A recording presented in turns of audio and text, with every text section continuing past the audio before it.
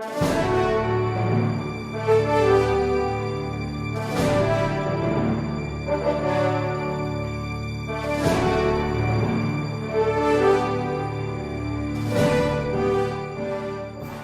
questions. Only two persons were able to make singing their questions, and that was Congressman Seth Biason and Congressman Rufus. After that, Congressman Mandana stood up. Actually, I was reading the rules because I wanted to stand up, but no one was allowed to ask questions, Your Honor. Also, you're prohibited.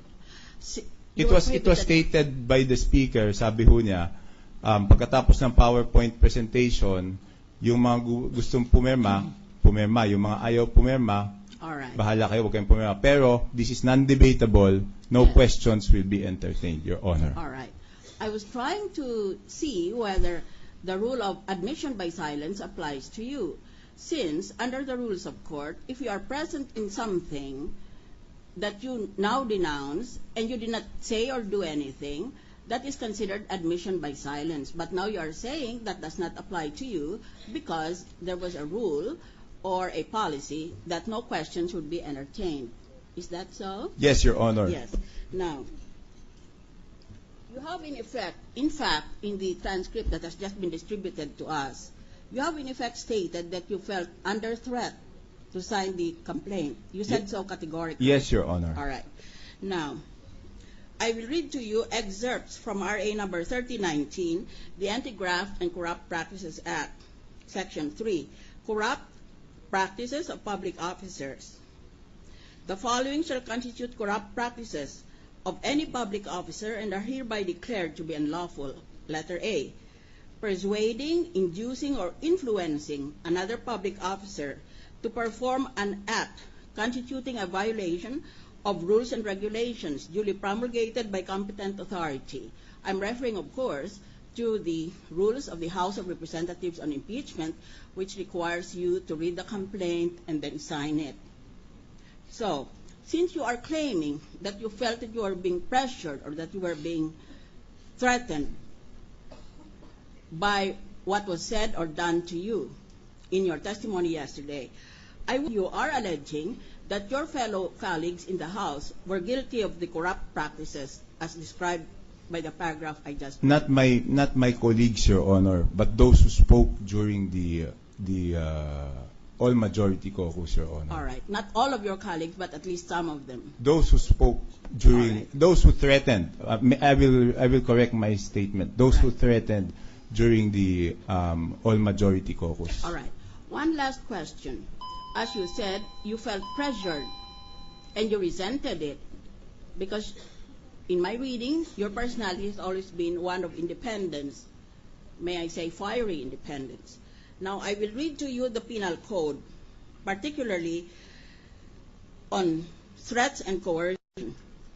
Article 286, grave coercions. A certain penalty shall be imposed upon any person who, without authority of law, shall, by means of threats or intimidation, prevent another from doing something not prohibited by law or compel him to do something against his will, whether it be right or wrong. In general terms, do you feel that this paragraph I have just read applied to that situation? Not only to the situation yesterday, when the majority leader, when interviewed on Sunday, came out with statements that I will be expelled from Congress, Your Honor. Mr. Witness, you will either end up a national hero in the eyes of the public or a heel or a traitor in the eyes of your colleagues in the House of Representatives. What your future status will be depends on subsequent developments and how the public take these developments. Thank you for answering these questions. I'm done with this witness, Mr. President. Thank you. Thank you. Thank you, Madam Senator Judge Miriam Defensor Santiago. Majority Floor Leader. Mr. President, there being no other senator judges to propound questions, may we move to discharge the witness? The witness is discharged, and thank you, Toby, for coming here. Thank you, Your Honor. Thank you to all the senator judges. The defense may now proceed to present their witnesses. Yes, Your Honor, we are calling Mrs. Bayoga? Saan si Bayoga muna? Sino-sino.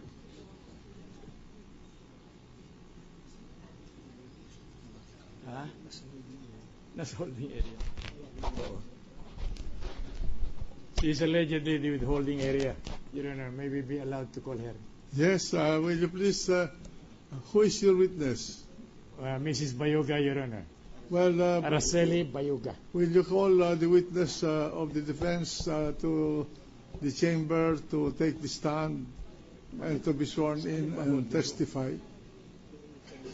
Markahan lang ang exhibit D.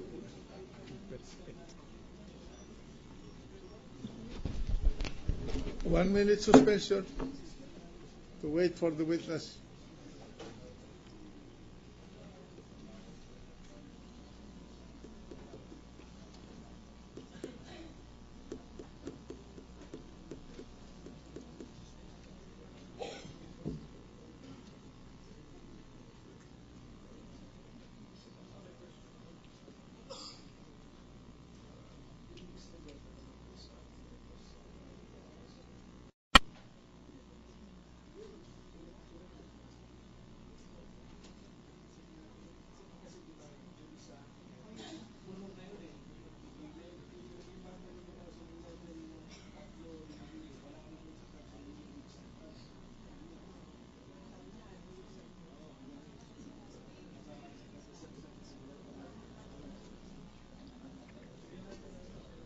Trial resume. By the way, counsel, how many witnesses do you intend to present today? We have 4 witnesses today, Your Honor, but some of them will only have very short testimony. Yes, all right, proceed. Madam Witness, please stand up and raise your right hand. Do you swear to tell the truth, the whole truth, and nothing but the truth? Yes. Your So Honor. help you God. Now, before we proceed, may I suggest to the prosecution to be what? Raise your objection. The chair can make a ruling. Yes, Your Honor, we'll do that. And the defense also will grant time for the prosecution to understand the question. Your Honor, Yes. may I make a comment before we start? Apparently, the witness called here to testify is an employee of the Supreme Court. I'm reading the compliance of the defense, and I'm just wondering if she's covered by the same February 14, 2012 resolution that prohibited employees of the Supreme Court for testifying for the prosecution. Your Well, Honor. let the witness invoke any prohibitory rules promulgated by the court. We cannot anticipate. Yes, Your Honor, thank you. Besides, Your Honor, the witness will be testifying on factual matters in connection with the discharge of her duties as an employee of the Supreme Court, never on privilege matters, Your Honor. Proceed. Will you kindly state your name and other personal circumstances? Sige po. Sabihin nga ninyo ang pangalan ninyo. Opo.